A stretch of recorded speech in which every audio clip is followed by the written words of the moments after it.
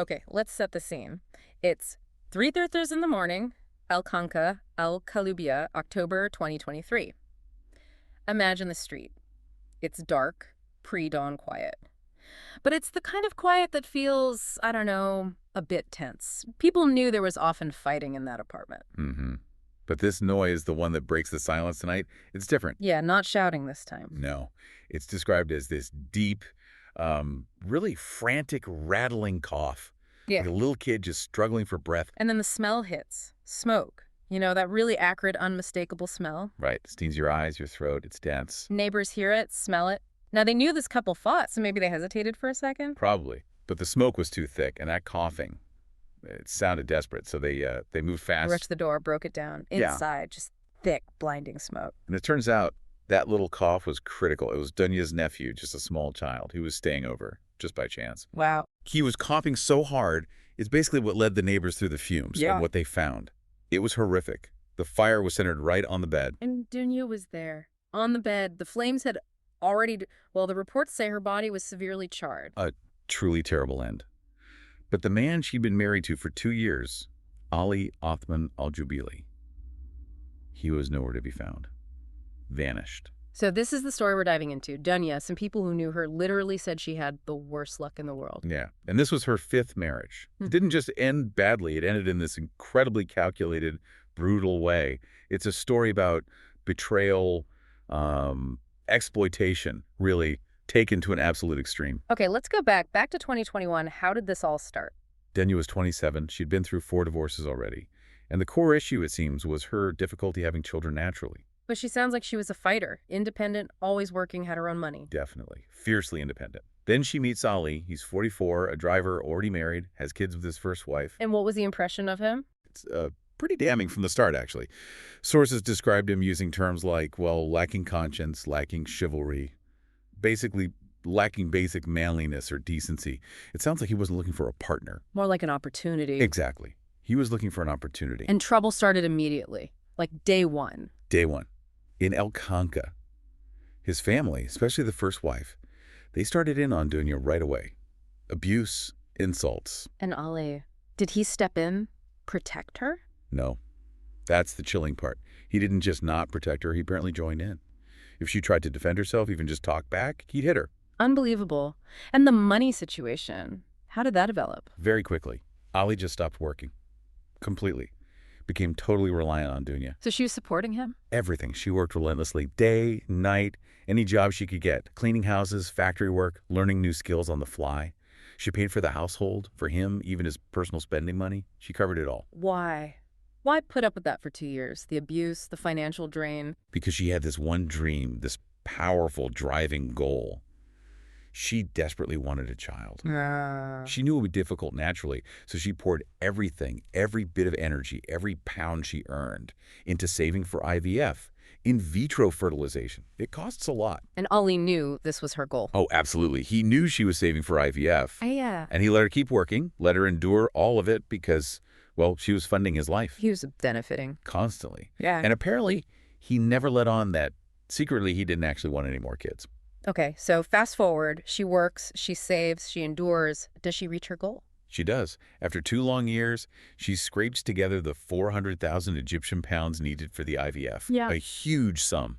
Her entire savings. Wow, that must have felt like a massive achievement. Immense. And all she asked Ali was, just come with me to the doctor's appointment. Okay, so they go to the clinic. They go. The doctor explains the whole procedure, the instructions. And then comes the crucial part. The doctor stressed that for the pregnancy to have the best chance, Dunya needed total bed rest for 3 months right after the procedure. 3 months. No work. Exactly. 3 months of no income from her. And Ali's reaction, let me guess, it wasn't about her health. Not at all. His immediate singular thought, according to reports, was, who's going to pay my expenses for 3 months? Oh my God. His meal ticket was about to be unavailable. Precisely. So he immediately starts working on her, convincing her to postpone. He claims he needs time to sort out his finances so he can support them during her bed rest. Playing the concerned husband. Acting the part perfectly, bought himself some time. But then, not long after they left the clinic, Dunya found out the truth. What happened? He'd stolen it. All of it. The entire 400,000 EGP she'd saved. wiped out her dream just like that, and apparently spent it all on himself. He stole her entire life savings after she told him she couldn't work. Yes, the timing is just sickeningly calculated. That must have been the breaking point. Absolutely, it triggered this huge final fight. Dunya demanded a divorce. She saw her future was just destroyed with him. And his response, more violence. Vicious violence. Beat her badly. And his reasoning, reportedly shouted during the assault, wasn't about love or loss. It was purely, if you leave, who supports me? It's just ice cold, purely transactional. Exactly. The second she stopped being a source of income and actually needed his support, she became a problem to be eliminated. So things were obviously terrible between them. How did it escalate to the night of the murder in October 2023? Well, the tension had been high for months, clearly. But on that specific night, another massive fight broke out. So big that Dunya's mother actually came over. To mediate.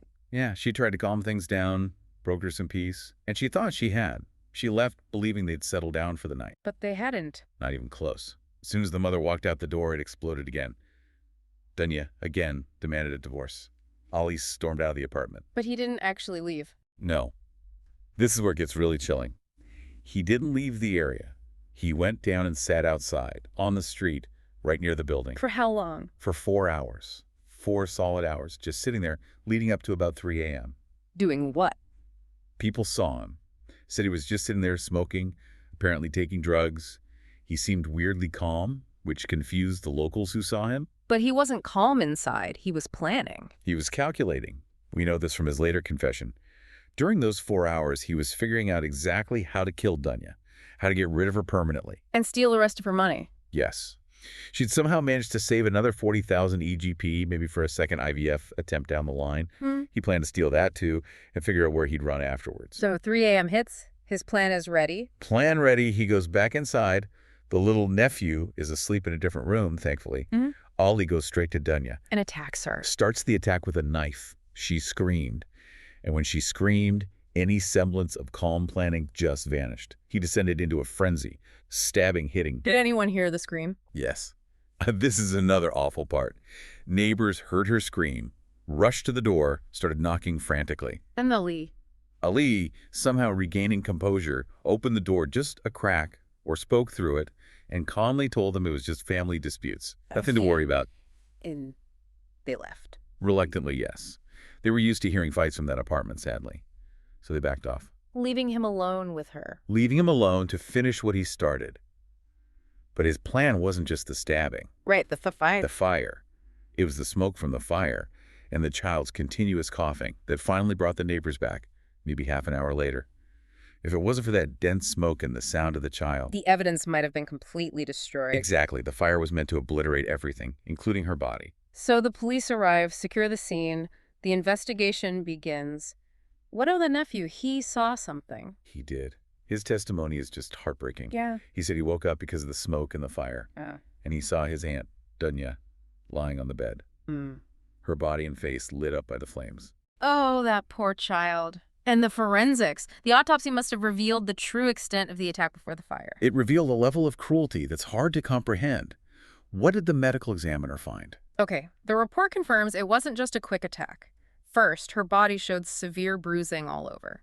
So the beating before or during the stabbing was significant, pre-fire trauma. Right. Second, she wasn't just stabbed randomly. Her throat was slit. The report used the term slaughtered, and there were multiple deep stab wounds elsewhere. Horrific. But there was more, wasn't there? Something even more methodical. Yes, and this speaks directly to his intention to make absolutely sure she was dead before he set the fire. Her tendons in her hands and feet, they were deliberately cut, severed. To incapacitate her completely, to guarantee death. It wasn't rage anymore, it was execution. Methodical is the word. And then, after all that, he went for overkill on destroying the evidence. How? He poured acid, specifically nitric acid, mayette, onto her body in the bed. Then he poured gasoline on top of that. Then he set it on fire. Acid and gasoline, just trying to ensure total obliteration. And the money, did he get it? Yes. The investigation confirmed he stole that remaining 40,000 EGP, either during the act or right after. The motive holds up. It was always about the money. So he flees. How long was he on the run? Only 3 days. He seemed to genuinely think he could just take the cash and disappear. But they caught him. Security forces tracked him using local CCTV footage. They found him relatively quickly. And did he confess? Immediately. No hesitation. He laid it all out, the 4 hours he's been planning outside while doing drugs, the calculation. He specifically admitted to slitting her throat and cutting the tendons. Why? Did he say why he cut the tendons? Yes, he stated clearly it was to make absolutely certain she was dead before he started the fire. No possibility of survival. So when you put it all together, Hmm? what does this case really tell us for you listening to this? I mean, it's just a terrifyingly clear picture of how extreme domestic exploitation can become. Dunya wasn't seen as a person, as a wife. She was an ATM. And the violence wasn't just random anger. It had a trigger. Exactly. The truly explosive violence, the murder plot, it wasn't triggered when he was abusing her daily. It was triggered the moment she became a financial liability instead of an asset, the moment she couldn't work to support him. That's when she had to be eliminated. The malice, the planning. It was all rooted in greed, in silencing the person who paid his bills. And it's chilling to think that the only reason we even know the full extent of it, the only reason her body wasn't completely consumed, was the sound of her little nephew coughing. That thin margin. Yeah, it really highlights how close he came to getting away with obliterating all traces. It's a truly stark look at the depths someone can sink to when they view another human being purely as a resource to be drained and then discarded when empty. The investigation is ongoing, of course, and waiting for final justice. A deeply disturbing case. It makes you question, just how far can that kind of calculated malice and greed actually go?